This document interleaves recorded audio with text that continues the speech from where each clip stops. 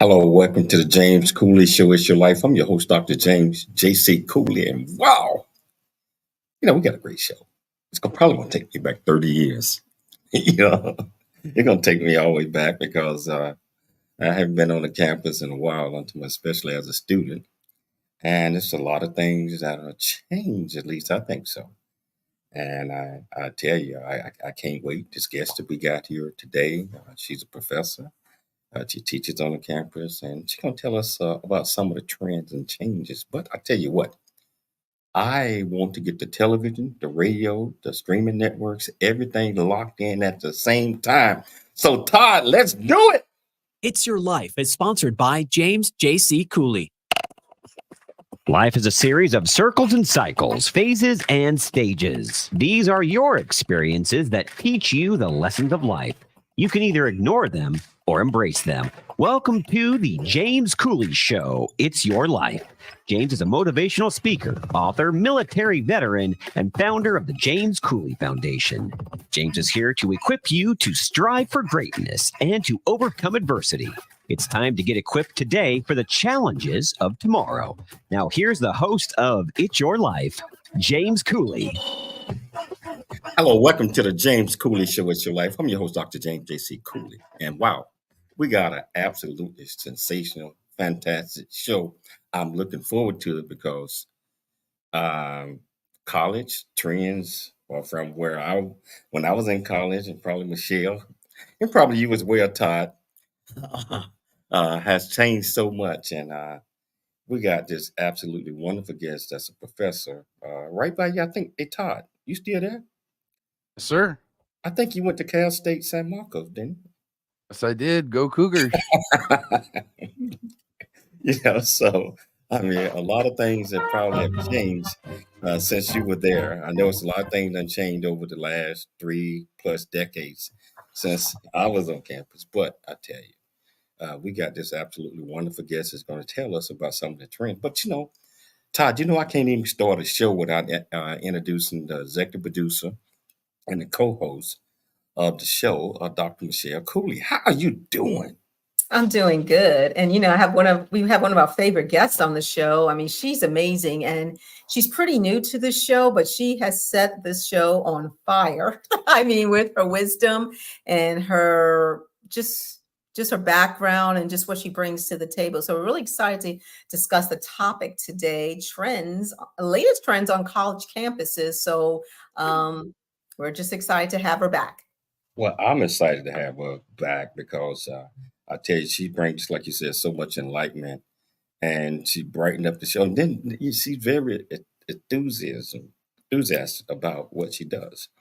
So Michelle, I tell you, and the listeners and viewers out there, now if regardless which platform you're watching on, whether it's E36 Television, Transfer TV, YouTube, LinkedIn, Twitter, 55 other live streaming network, welcome to the show. If you want to be part of it, all you have to do is pick up or go to the platform that you own and just go to the comments, ask any questions, or pick up the phone, the radio station, KCBQ, FM 96.1, AM 1170, the answer, and call my main man Toddy up, and he'll patch you through. That's 1-888-344-1170. So, Michelle, let's get this show started.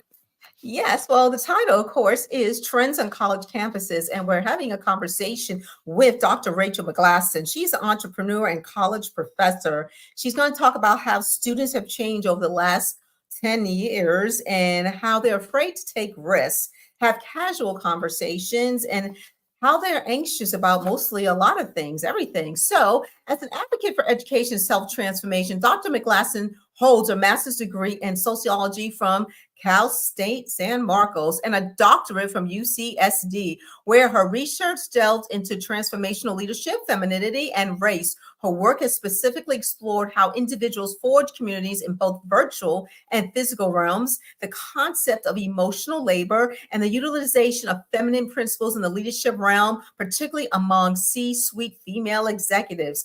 Currently, she wears multiple hats as an entrepreneur, owner of 2 businesses, the Unwind Experience and Womanize. Simultaneously, she serves again as a college professor, embraces the role of homemaker, nurturing her 2 children, ages 3 and 5, and supporting her husband. So there's so much to know about her, but we're welcoming her back to the show. Welcome, Dr. Rachael McGlaston. Thank you. Thank you so much. I'm happy to be back. Hey, how you doing, Doc? And I tell you what Michelle just, I mean, you ran 2 businesses, teaching, kids, a wife, a husband. I mean, well, yeah, you got a husband, you got to take, because he probably a kid too. But like, at least I that's didn't what say Michelle, it. at least that's what Michelle, I mean, so, I don't disagree. so why don't you tell our viewers and listeners, just catch them up, and they missed the last couple of shows that you're on. Tell them a little bit about you, what excites you, why you're Yeah. so passionate about what you do. Yeah. So again, thanks for having me back on. It really is my honor to be here. There are so many things that I'm interested in and passionate about talking about and thinking through and sharing with people. And as we kind of talked about a little bit the last time I was on the show with the panel of women, I feel like right now I'm in this just transitionary period of my life where I finally feel like I really have enough life behind me to where I'm having some pretty big aha moments.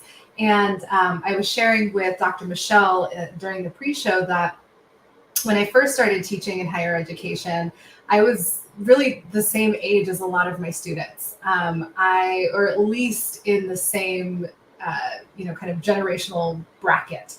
And now I have finally kind of phased out of that. And now, I keep making this joke, like somehow the students just keep getting younger and younger. It's not me that's getting older, they're getting younger and younger. But because there's that space now, I'm really starting to notice some differences. And I think every generation kind of has their thing. But right now I'm noticing a lot of the things that we're going to be talking about today. And I'm just excited to finally have a space to kind of dive into some of these ideas, talk a little bit about some of the research that's starting to come out. And of course, I've been on the show, thank you so much, a couple of times. So there are other episodes that we've talked a bit more about the other things that I love to explore. But I'm excited to talk about this topic today. Wow, and I'm excited to hear about this one. So, why did you want to discuss? I mean, I'm talking about what, how did it lock in? Discuss the recent trends regarding college students on campus. I mean, what popped that in, and what have you seen that you noticed that has changed 10 years ago? Yeah, so there are a lot of reasons why I think this is important to talk about. I don't think that it matters where you fall in relation to this generation. I think it's something that everybody should be paying attention to, because whether you're like me and you have, the next generation of kids, so my kids are Gen Alpha, I'm paying attention to what Gen Z is doing, because there are things that are a bit alarming that I don't want my kids to end up doing and feeling and acting like. And then, of course, if you're a parent and you have kids that are of that Gen Z age, there are things that you can still be doing to support them in their development and their, just kind of those interpersonal skills, emotional intelligence, that type of thing. And some of the things that I find most alarming is really just this lack of ability to engage with other human beings, especially face to face. There's this almost constant anxiety around talking to people. One of the things I'll share a little bit later is, I think a lot of people have now heard that Gen Z, I think it was like 86 or 87% of Gen Z have something called menu anxiety, which is when they go out to a restaurant. Some of them are too anxious to even be able to order from the server. So they will either ask somebody else that's at the table with them to order for them. And it was something like 40%, or maybe it was 60%, have to check the menu ahead of time before they'll even consider going out so that they know what they're going to order. And the reasons for that, what the research found, really ties into what I'm seeing in my classes, which is that they don't want to accidentally make the wrong decisions. Of course, we're talking about, food items, but I'm seeing this in the class. They don't want to accidentally be wrong. They don't want to do something that they can't undo. And there's just this general sense of fear around the what ifs. What if I make a mistake? What if I choose something that I don't want in the future? What do I do about that? And so a lot of times what I'm saying is that they just won't do anything. They'll just freeze. So there's a lot that needs to be worked through. You're talking about risks, and a lot of people don't want to take risks because of fear of failure, or fear or not being cool, or whatever certain things are. But I want to hold that question until we get back, because I want you to expand on the question of risk and how the fear of failure keep people from taking chances to excel. So I tell you what, we just started out, and we got Dr. Rachel right here. She's going to continue to bring it as always. And when we get back, we're going to talk a little bit more deeper on risk and some of the things that are happening on the college campus. So if you want to be part of the show, all you have to do is just go to the platform that you are watching us on or listening to us on, or pick up the phone and dial 1-888-344-1170. It's your life, and we'll see you after the break. There's more stories of greatness to help you overcome adversity coming up on It's Your Life with James Cooley.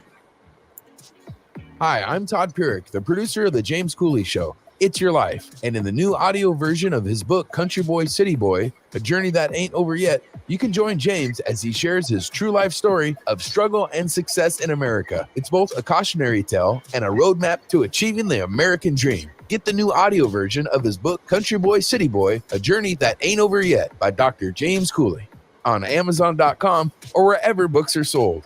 I've seen a smile convey I love you. I'm proud of who you are, and one that keeps us close when we're apart. Talking from the darkness of all that we've been through, it seems that there might be a way to leave behind the loneliness we've known and live again life of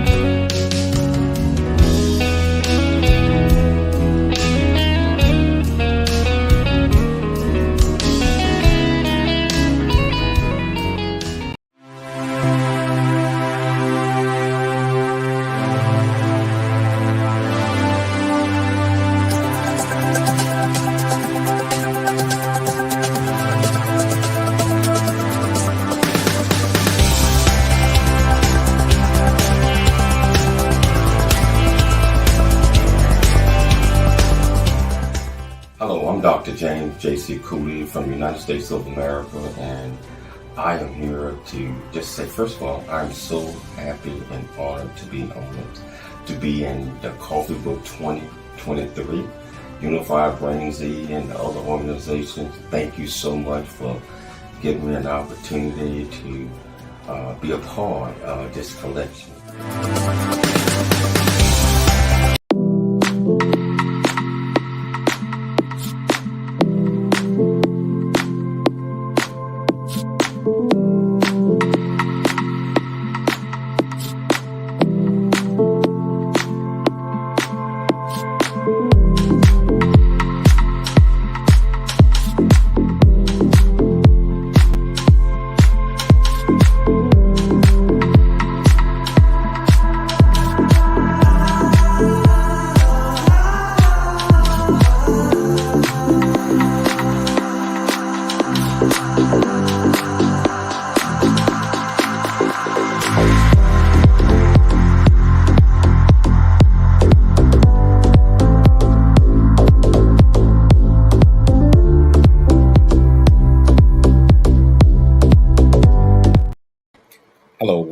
back to the James Cooley Show. It's your life, and have we see Dr. Rachel. And I tell you see the little vein pop in the middle of the head, and she's on a roll. You know that she's bringing it, and like she do it every time she's on the show. She does it. I mean, it's that academic thing. It's that want everybody to succeed and be successful. And Rachel, many times, a lot of our kids, college students, and everybody, they are afraid to take risks.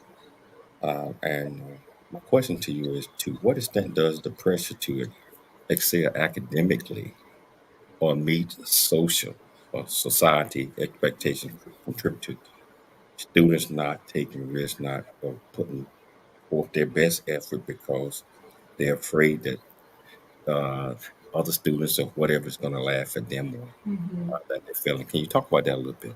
Yeah, so I think this question has definitely two different tracks. So the academic piece first. I think unfortunately our school system has done a real disservice to students in teaching them that the grade is the thing that matters instead of the learning process, and instead of teaching kids at all different ages that the thing that you're supposed to do is be wrong, because that is how you learn.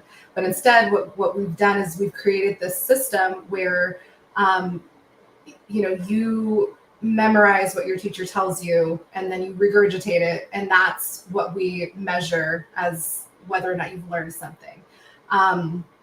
That's not real learning, one. And two, that makes people scared to think outside of the box, because if they think outside of the box and then they're wrong, that is going to, they're going to be penalized for that with their grades. So I think one of the things that we need to start doing is paying a little bit less attention to structured grading and allow people more time and space to just kind of explore concepts.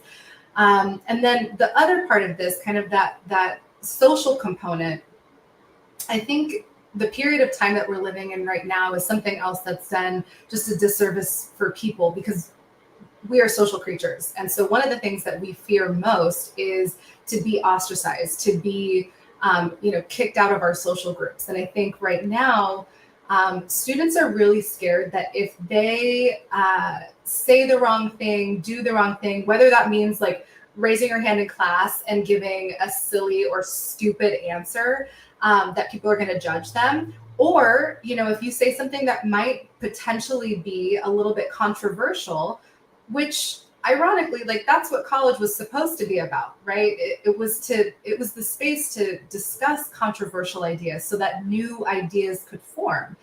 We've kind of lost that thread, but people don't want to feel like they're going to misspeak and be kicked out of their social groups. And so I think we're kind of in this perfect storm right now where you don't want to be wrong because it can literally affect your grades.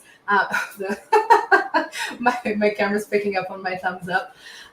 It can really affect your grades. And then on the flip side of that, it can negatively impact your social relationships. Wow. As you see, somebody that you know asks you a similar question. Do you want to expand on that a little bit more with your sister? Yeah, I would love to. Hi, Mecca. Thanks for being here. I think it really goes back to what I was just saying. I think people are afraid to be wrong and mess up because of this truly innate fear that we have of people abandoning us, for I love you too, for abandoning us and making us feel like we're not welcomed. That is truly, I think, the most fundamental human fear, is being alone and not being accepted. And so, it might seem like a bit of a dramatization to say, you're afraid to be wrong or to mess up because you're going to completely lose your social circle. But I do think that that's what's at the root of it. I don't think anybody wants to come across as being foolish or, offend anybody. And especially right now where, I forget who it was. There was somebody a year or two ago that said, if I accidentally misgender somebody, it's all of a sudden a hate crime. And that's, it's true. I think people are so scared that they're going to accidentally say the wrong thing and offend or tick off a whole group of people, and then potentially be, ripped to shreds themselves for something that they didn't intentionally do. So, Yeah. So, Rachel, do you think maybe social media plays a part in the fears of college students, especially in this stage and age? I mean, social media is great, technology is great, but sometimes the quote unquote bullying and the comments back and forth on social media, especially if you're putting yourself out there, you're afraid to maybe be a risk, be yourself, or you're trying to fit in according to what social media is dictating. What are your thoughts on that? Oh, again, this is another one that I feel like there are so many different things that we could talk about with this, but definitely social media is, part of the problem. But I do also think that it has the potential to be part of the solution. I was just talking to one of my students maybe last week about how different social media was, when I was a teenager. And I'm thinking like, this is before Facebook, even, pre-MySpace. Social media at that time really was a lot more social. It wasn't this game of comparison, and it wasn't this performative, like inauthentic virtual stage that it is now. And I think one of the things that social media is doing right now is it's causing people to compare their real lives to other people's curated stories about their lives. And so, especially when you're a teenager and you don't really have the cognitive ability yet to differentiate between what's real and what's curated, you're over here thinking that like you're the one that's behind, you're the one that doesn't know what you're doing. And then Dr. Michelle, you brought up bullying, which of course is a rampant issue on social media. And I think part of the reason for that is, again, because it's not actually social. I think people get behind their online avatars and they feel really emboldened to just say whatever mean thing comes to their mind. And because, again, as social creatures, we're kind of hardwired to, there's something called the negativity bias. It's the reason why, when there's a car crash, you can't help but to pay attention to it. We're wired to pay attention to things that are negative, and then ruminate on them. And so it just becomes this really toxic space, instead of potentially being a place for genuine connection. And you see it in some spaces where people are kind of trying to reclaim online spaces for genuine community building. But it's tricky. It's tricky because especially for platforms like TikTok, there's not really this two-way engagement between the content creator and the audience. It really is these short blips of entertainment that don't really serve that connection piece within us. So it's tricky.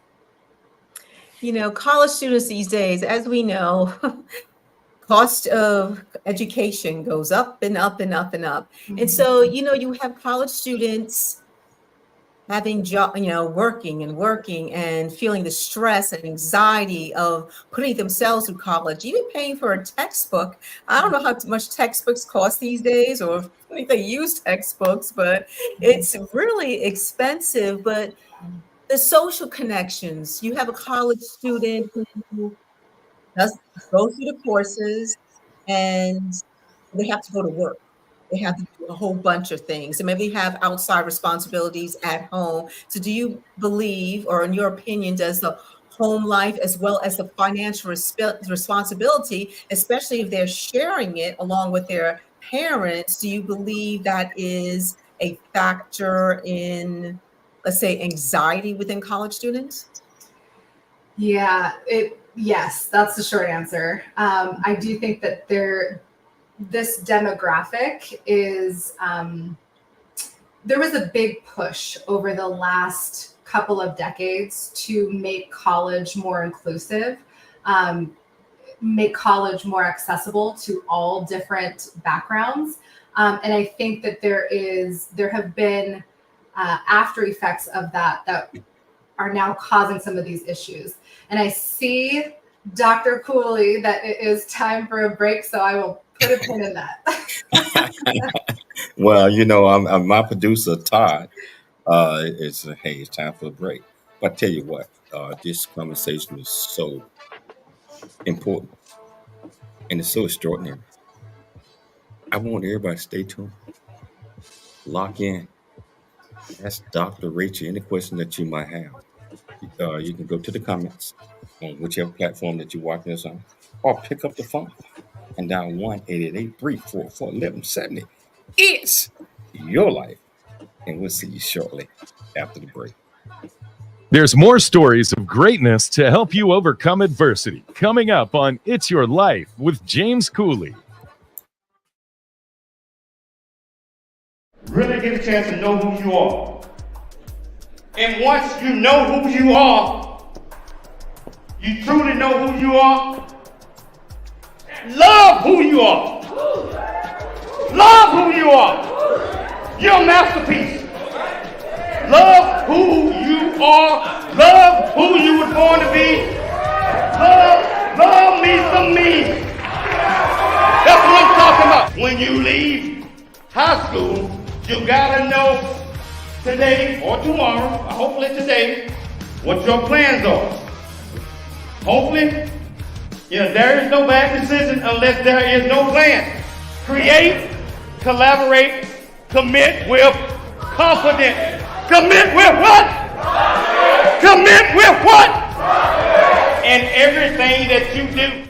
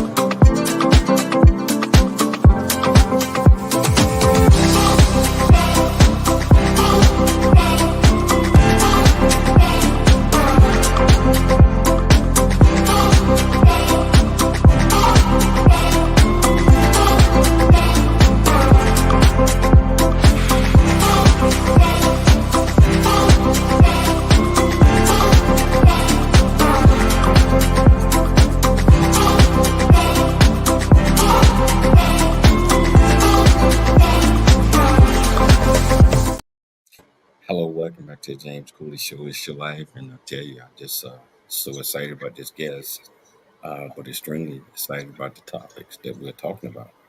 And wow, and you know what, Rachel, I see your little sister. I mean, she always supported of you. She's always there. One of these days, we're going to have to get both of you guys on the show at the same time, unless she's scared. Unless she's scared. Now, I don't. No. Making if you can just put it in an email whether you're scared or not. It's not part of our genetics to be scared. So she'll be out here tomorrow if you open that up. No, we're gonna give her an opportunity to come on and talk and talk about big sister. You're the big sister, she's the little sister, the love, and how that connections from an influence perspective or whatever that might be. Uh, just create that where the support is there because family support have to be there. But hey Todd, how you doing, man? I'm always good, James. This is a great show. I'm learning a lot.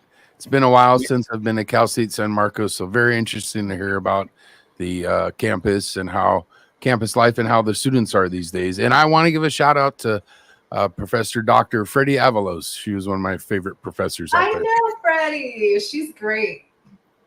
I love her. Oh yeah, and Todd, I don't know, Rachel. When I first started out in radio, about almost 4.5, 5 years ago, Todd. Yeah, I think a little bit longer than that. Yeah, that he was my first producer, and he taught me the ropes. He taught me everything, and then I get an opportunity to come around and get him back again, and just that you know that chemistry just worked. So I'm sure a lot of that works with certain students that you have that you're able to relate to, and they're able to relate to you, and you're able to say, okay, really tell me what's on your mind. Mm-hmm. Yeah. But let me ask you this question. How does low self-confidence or imposter syndrome influence college students' perception of their abilities and their willingness to take risks and to strive and just not worry about what other people think about them? How can we go about building up their self-confidence Mm-hmm. on where what other people think doesn't matter? Yeah, I love this question. And this is one of the questions that really makes me think about people who are parenting young children right now, because excuse me, some of what we're starting to see in the research that's coming out about this current generation, pertaining to how they were parented in their early childhood years. We're starting to see that a lot of the parents of Gen Z were what are being called bulldozer parents. And so, and actually there's another term, it's not, I think bulldozer parent was the generation before that. It's the group of parents that were completely trying to wipe out any potential issues, problems, just hardships that a kid might experience. And what we're seeing is that was really to the kid's detriment, because it's through those periods of adversity as a kid, whether it's a disagreement that you're experiencing with another kid, even to a certain extent, certain types of bullying, living through that and coming out on the other end of it okay, teaches you to be self-sufficient. And it teaches you that you are a strong person. And if you have parents that are taking out every potential obstacle from your path, you never have the opportunity to show yourself what you're made of. And so when I think about the younger kids, like, my kids' age, 3 and 5, almost 6, I'm trying to be really conscious of allowing them these cute failures, these early failures, and teaching them as much as I can by me being a bit more hands off and letting them make mistakes and teaching them how to work through those mistakes instead of being scared of making them. Because I think that's how you build self-confidence. And so for the kids, or rather the young adults that are on college campuses right now that struggle with this, because college is kind of that first place where you are confronted with the real world and you don't have your parents cleaning up all of your messes and making things easy on you. It's been scary for them, and they don't know how to handle it because they were never expected to do so in the past. So what I think they need to do is just kind of take some baby steps and find or create opportunities to make little mistakes. And a lot of that comes from having conversations with people that you're not familiar with, having conversations that are a little bit taboo, and just kind of, get your feet wet in situations that make you feel uncomfortable, but that are still safe spaces, like hopefully college classrooms, and just get as much experience as you can with little bits of adversity. Wow.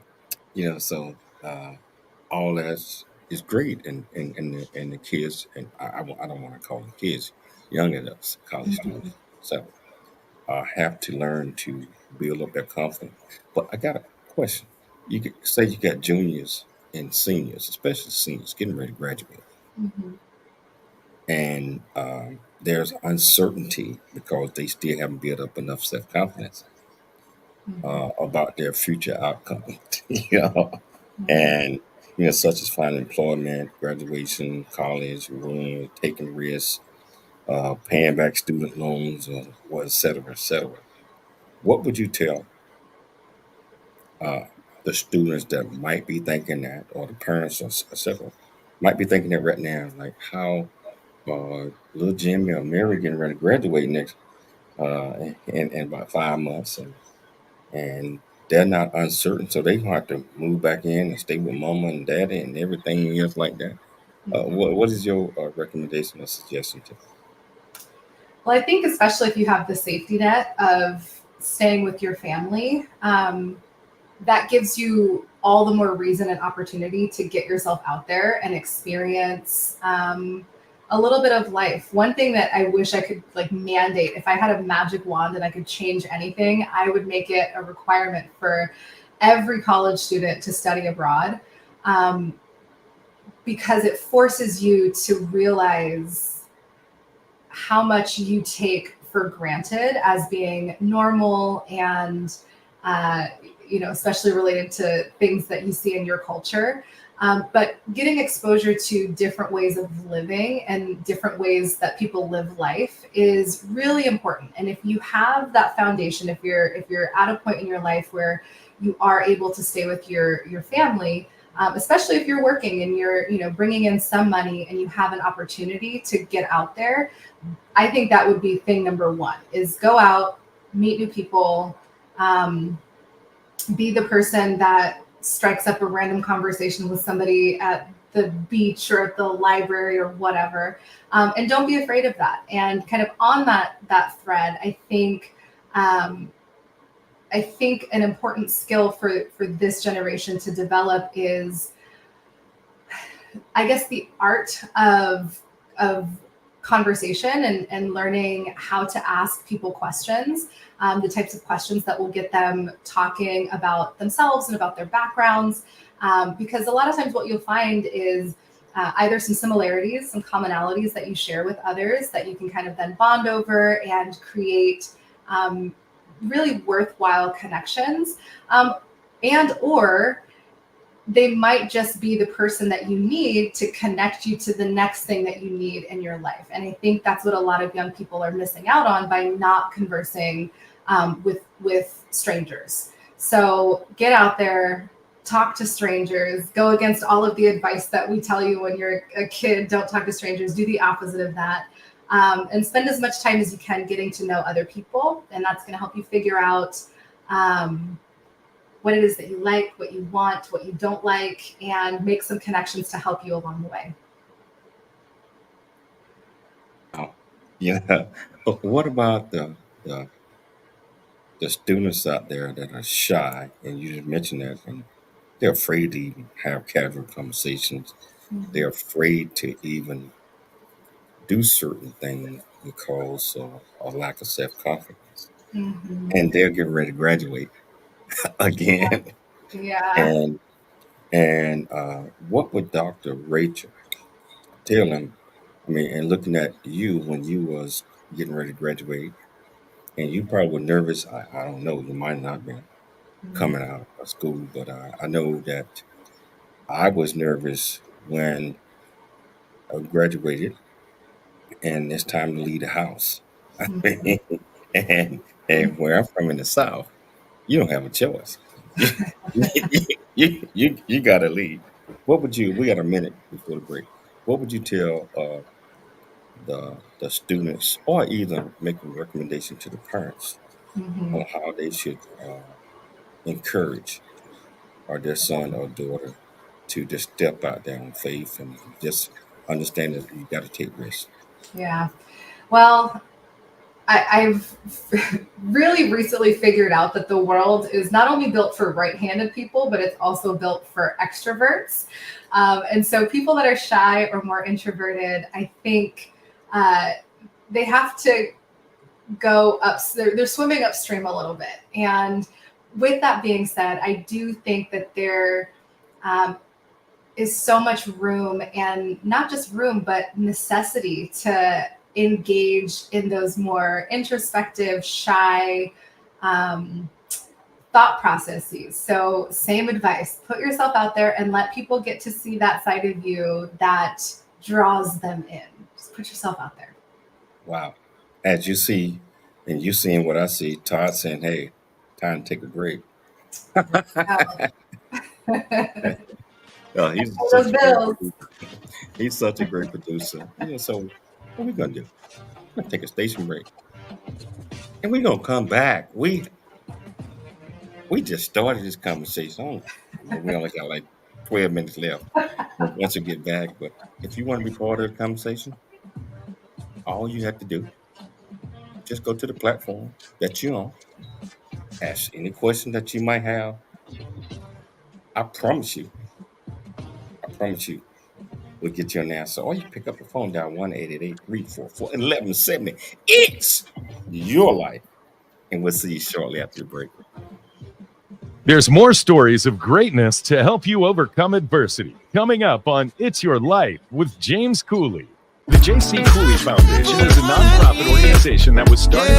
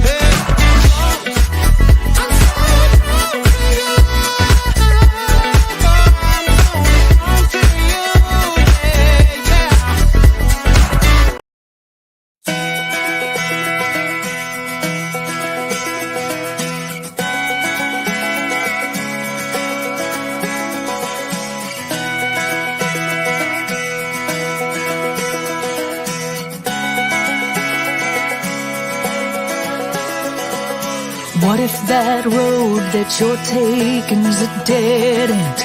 What if love leaves you all jaded and broken? What if that limb breaks you're climbing out on? Yeah, what if it all goes wrong? But what if it all goes right? What if it all works out? What if the stars line up and good luck rains down? What if you chase your dream and it changes your whole life? Yeah, what if it all goes right?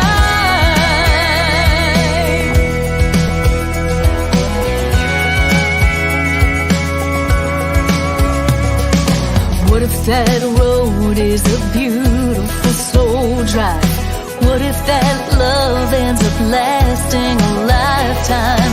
What if that limb holds you oak tree strong? What if this time nothing goes wrong? What if it all goes right?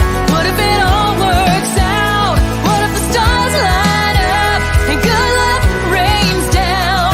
What if you chase your dream and it changes your whole life? Yeah, what if it all goes right? What if you jump on a trampoline and touch the sky? Grab a cloud as it passes. Wow. What if it all goes right? Hey, Rach, I don't know if you know, that's a very good friend of mine.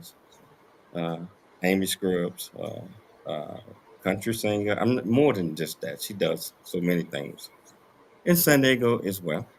That's Been on the amazing. show. I want you to meet her one day. I I would love mean, that. such an extraordinary individual that what we were talking about prior to the show, he can help you out. So Definitely. and you already met my producer Todd right here. I mean, that's my guy. Hey Todd, give me an update, man. Are we doing okay?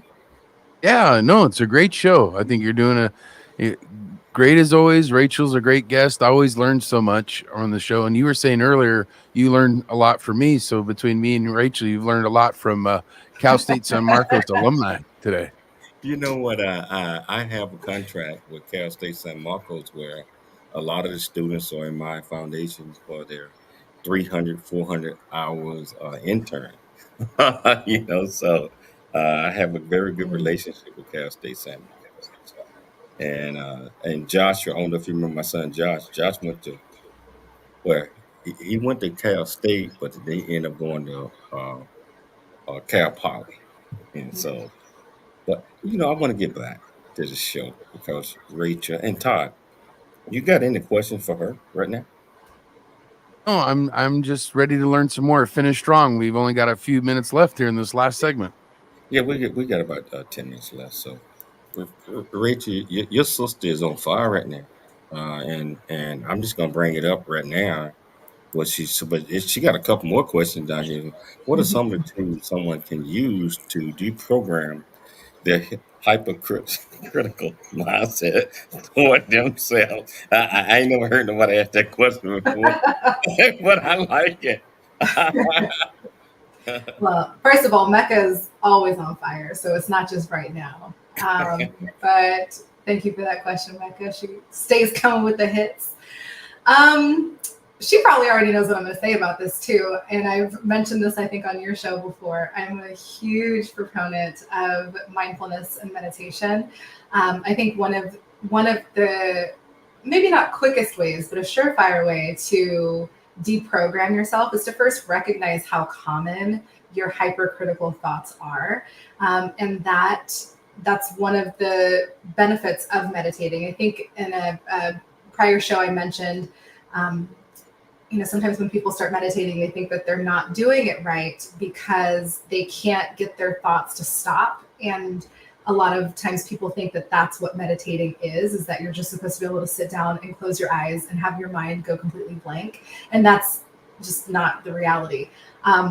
What meditation is supposed to do for you is to help you become aware of, one, the fact that you are thinking constantly, and two, to give you some space between the thoughts that you're thinking and the awareness that you are, the awareness of thinking. And so if you give yourself the time and space to just sit and be with your thoughts and don't, without any judgment, trying not to think about the thinking of the negative or hypercritical thoughts, just observe them and see how common they are and realize that your subconscious is probably constantly repeating those things throughout the day. And so just, I think, by getting in that little gap right there and kind of identifying the fact that you are being hypercritical, it'll start leading you down this path of self-exploration. And I think it becomes inevitable that you'll start asking yourself questions like, where do these thoughts come from? Are these my thoughts, or did I get these thoughts from somewhere else? And then it just kind of becomes this path of almost like self-therapy. And, from there, start to reprogram non-hypercritical thoughts. Tell yourself a different story about yourself. Wow. That was great. You see, love talking to strangers. Oh, okay, Megan. When you come on the show, you're going to explain that one. From one stranger to another. Rachel, so college students, even the parents, get this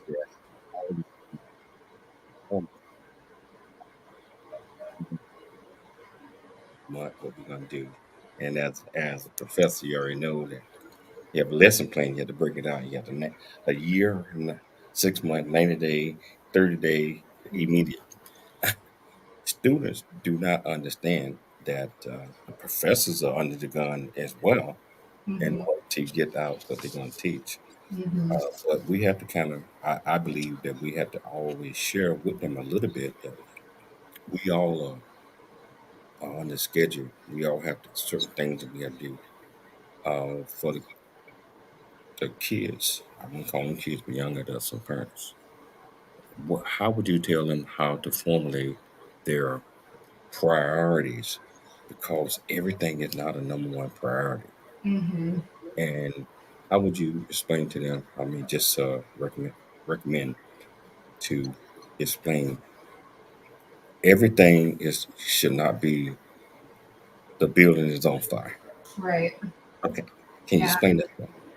Yeah. I think one thing that would benefit a lot of people, not just Gen Z, but millennials, Gen X, everybody. I think everybody needs to take a little bit of a break from the 24/7 news cycle. And I'm not just talking about,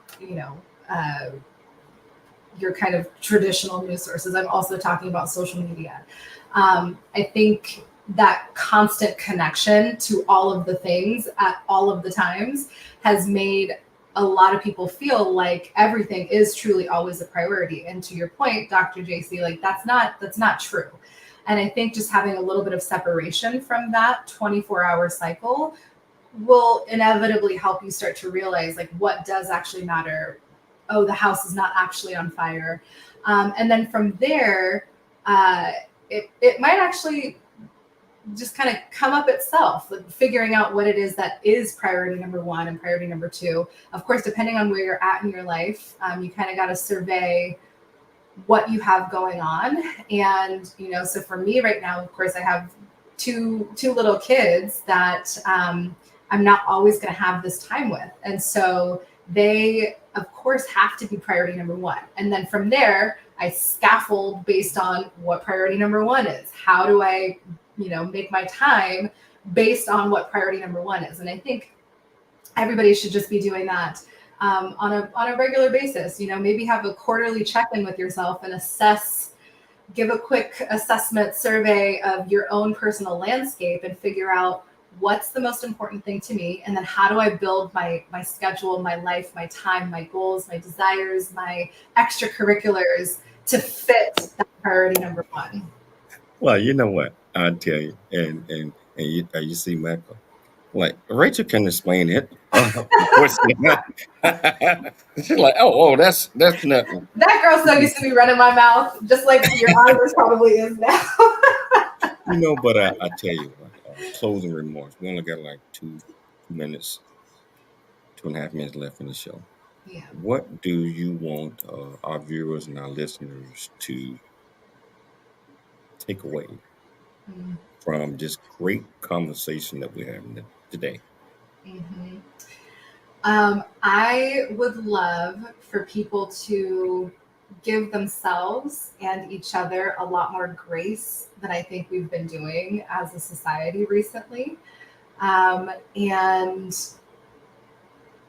I think, just kind of a slight tangent from that, assume good intent from people. I think right now, people are constantly feeling like they're on high alert and always want to point out and pick on the worst characteristics and want to believe the worst things about everybody, especially if they don't fall automatically in the same camp as you. And that's not getting us anywhere. It's getting us farther apart, if anything.